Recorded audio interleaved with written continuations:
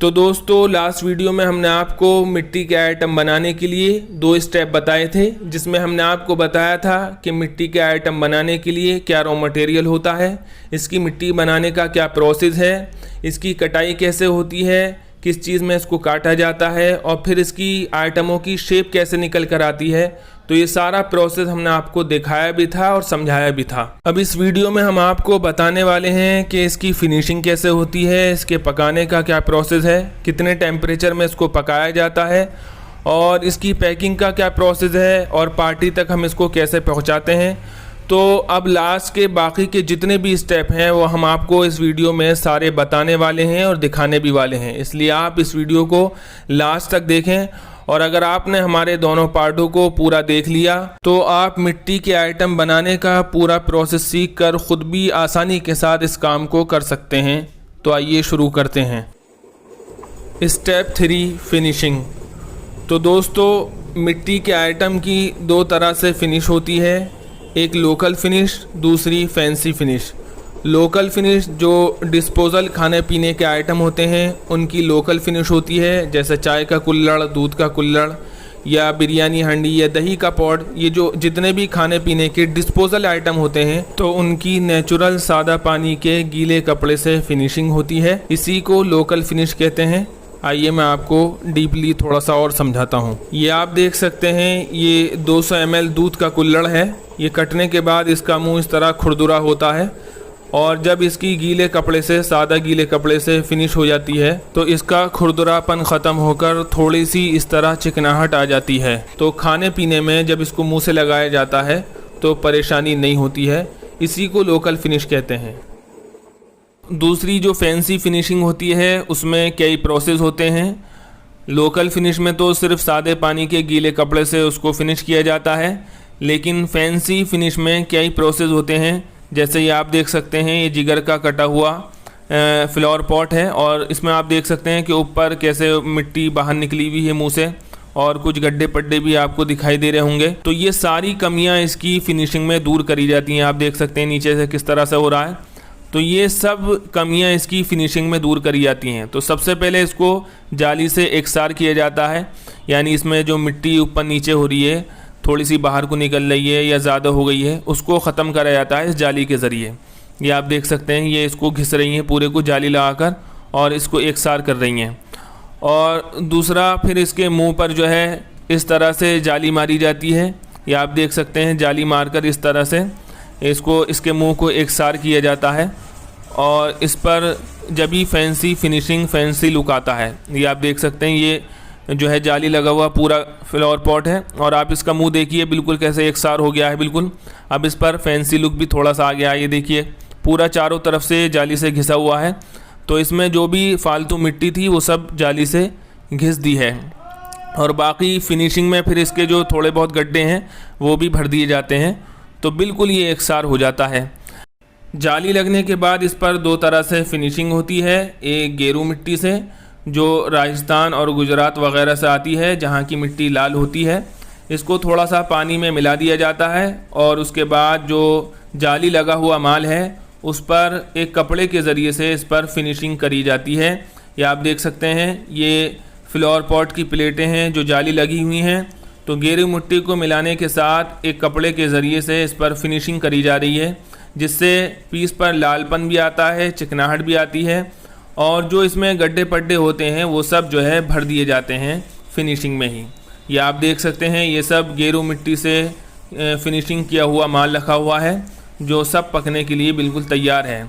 इसमें कोई केमिकल वगैरह नहीं मिलाया जाता है। बहुत से कहते हैं कि केमिकल मिलाकर जो है इसको लाल किया जाता है, ऐसा कुछ नहीं है, बल्कि ये राजस्थान की और गुजरात की लाल कलर की, रेड कलर की मिट्टी, क्योंकि वहाँ की रेड में, जैसे हमारे यहाँ काली और पीली मिट्टी होती हैं, ऐसी वहाँ की रेड लाल मिट्टी होती है जिससे इसको फिनिश किया जाता है।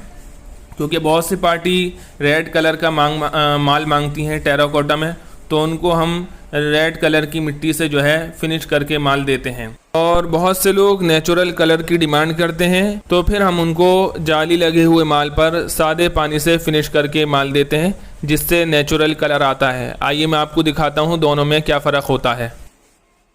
देख सकते हैं ये दोनों तरह से फिनिश हुए हुए फ्लावर पॉट हैं।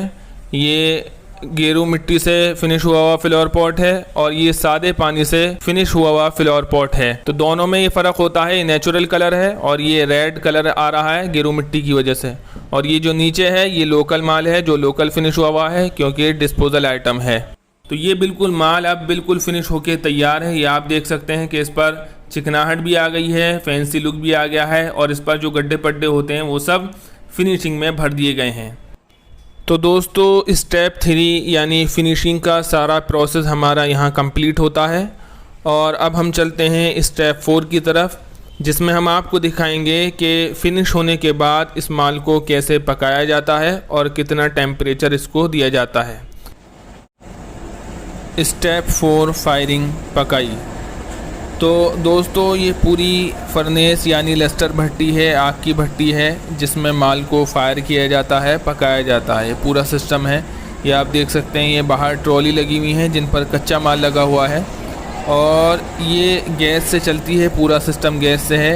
ये इसके ज़रिए से जो है चैम्बर में आग से टेम्परेचर बनाया जाता है और ये पूरा मैं आपको दिखाता हूँ कैसे ट्रॉलियाँ ये अंदर जाती हैं और इनको टेम्परेचर दिया जाता है। ये 1000 टेम्परेचर में तकरीबन ये माल पकता है।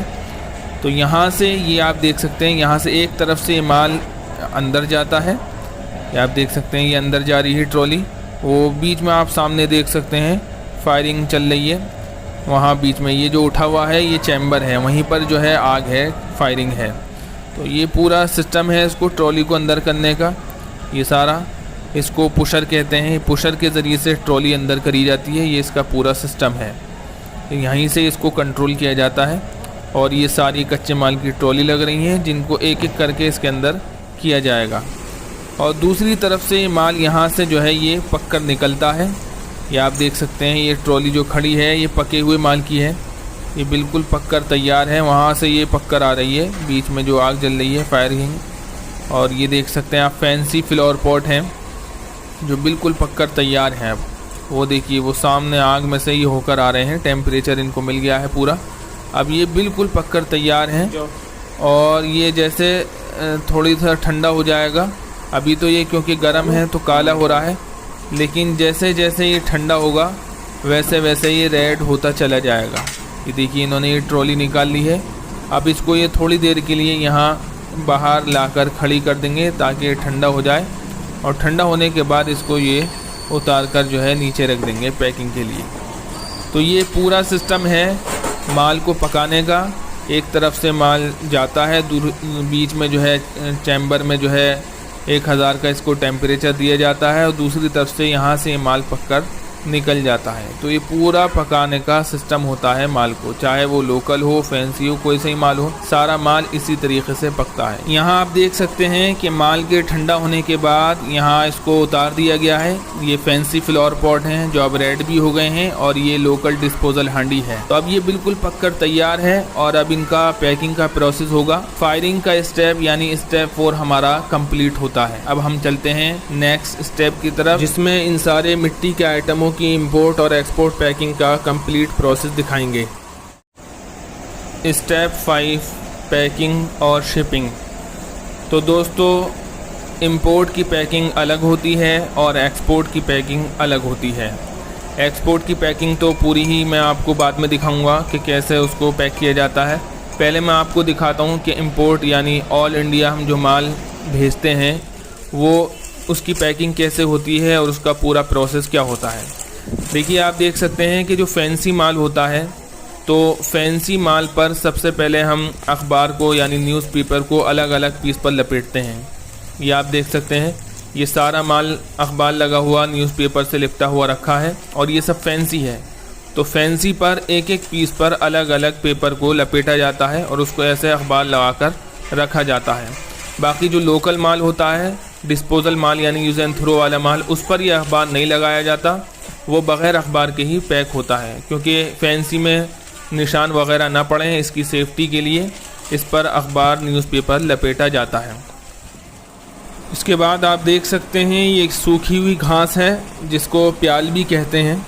तो फैंसी अखबार लगे हुए माल को और डिस्पोजल हांडी या कुल्हड़ वगैरह को इसी प्याल के साथ बॉक्स में पैक किया जाता है और ये प्याल जो है बॉक्स में बबल या फॉर्म का जो है काम करती है, जिससे पूरे ऑल इंडिया माल पार्टी तक सेफली पहुंचता है। आइए अब इंपोर्ट पैकिंग का पूरा प्रोसेस देखते हैं। ये आप देख सकते हैं, ये गत्ते का बॉक्स है जिसमें चारों तरफ ऊपर नीचे प्याल को सही से लगाया जाता है और फिर इसके बीचों बीच चाहे फैंसी माल हो या डिस्पोजल हांडी कुल्हड़ वगैरह हो, उसको प्याल के बीचों बीच रखा जाता है ताकि चारों तरफ से माल सेफ रहे। और फिर उसके बाद रस्सी से चारों तरफ से बॉक्स को पैक कर दिया जाता है ताकि उठाने रखने में परेशानी ना हो और सेफली माल पार्टी तक पहुँचे। तो ऑल इंडिया माल भेजने के लिए पैकिंग का सारा प्रोसेस यही होता है, जिससे माल सेफली पार्टी तक पहुँचता है। अब आइए मैं आपको एक्सपोर्ट की पैकिंग दिखाता हूँ। तो दोस्तों, एक्सपोर्ट की पैकिंग के लिए सबसे पहले आइटम की शेप के हिसाब से उसके सिंगल या डबल पीस का बॉक्स बनवाना होता है। ये आप देख सकते हैं, ये हमारा एक आइटम है जो एक्सपोर्ट होता है। तो इसमें 2 पीस का ये बॉक्स बनवाया गया है स्पेशल। तो इसमें एक हांडी नीचे आती है और एक हांडी ऊपर। ये वाली हांडी है, पहले इसको बबल लगाकर इसमें जो है रख दिया गया है, चारों तरफ इसके बबल लगाई गई है और फिर नीचे एक पीस रखा गया है और फिर इसके ऊपर बीच में एक जो है गत्ते का पोर्शन लगाया जाएगा। ये आप देख सकते हैं, ये गत्ते का पोर्शन बीच में लगा दिया जाता है और फिर इसके ऊपर एक और हांडी बबल लगाकर रख दी जाती है। तो ये सिंगल या डबल पीस का स्पेशल आइटम के हिसाब से बॉक्स बनवाना होता है। और फिर जब ये बॉक्स पैक हो जाता है तो फिर इसको एक बड़े आउटर में, बड़े बॉक्स में इन सब जो है बॉक्सों को, छोटे छोटे बॉक्सों को एक बड़े आउटर में जो है रखा जाता है और पैक किया जाता है। ये आप देख सकते हैं कि बड़ा बॉक्स कुछ इस तरह का होता है, इसको आउटर भी कहते हैं और ये 5 लेयर का बहुत मजबूत बॉक्स होता है। तो इसमें जो सिंगल या डबल पीस आइटम का जो बॉक्स है वो इन आउटरों में रखे जाते हैं और फिर इन आउटरों को टेप से पैक करके जो है सेफली जो है गाड़ी के ज़रिए बाई रोड शिपिंग के लिए भेज दिया जाता है। इसके बाद जब माल पैक होकर कंप्लीट हो जाता है तो बॉक्सों के हिसाब से ट्रक के ज़रिए ऑल इंडिया पूरे भारत में पार्टियों तक माल पहुंचाया जाता है, जो सेफली पार्टियों तक पहुंचता है। तो दोस्तों, स्टेप 5 जो हमारा लास्ट स्टेप भी है यहाँ कंप्लीट होता है। आई होप आपको 5 स्टेप समझ में आ गए होंगे और क्ले आइटम मैन्युफैक्चरिंग का यानी मिट्टी के आइटम बनाने का पूरा प्रोसेस जान गए होंगे। अदरवाइज़ अगर आप होलसेलर हैं या रिटेलर हैं और आप इस काम को करना चाहते हैं तो आप हमारी कंपनी से भी जुड़ सकते हैं। ये मैंने आपको जितनी भी चीज़ें दिखाई हैं सारी अपनी कंपनी की दिखाई हैं। तो स्क्रीन पर दिए गए ईमेल के ज़रिए या व्हाट्सएप नंबर के ज़रिए आप हमसे कांटेक्ट कर सकते हैं और हमसे कोई भी अपना मिट्टी का आइटम बनवा सकते हैं। और अगर आपके मन में कोई सवाल है तो आप कमेंट बॉक्स में हमसे पूछ सकते हैं, हम उसका ज़रूर जवाब देंगे। और बाकी अगर आपको ये वीडियोस पसंद आई हों तो आप हमारी वीडियोस को ज़्यादा से ज़्यादा शेयर करें और लाइक करें और हमारे चैनल को सब्सक्राइब कर लें। Thank you.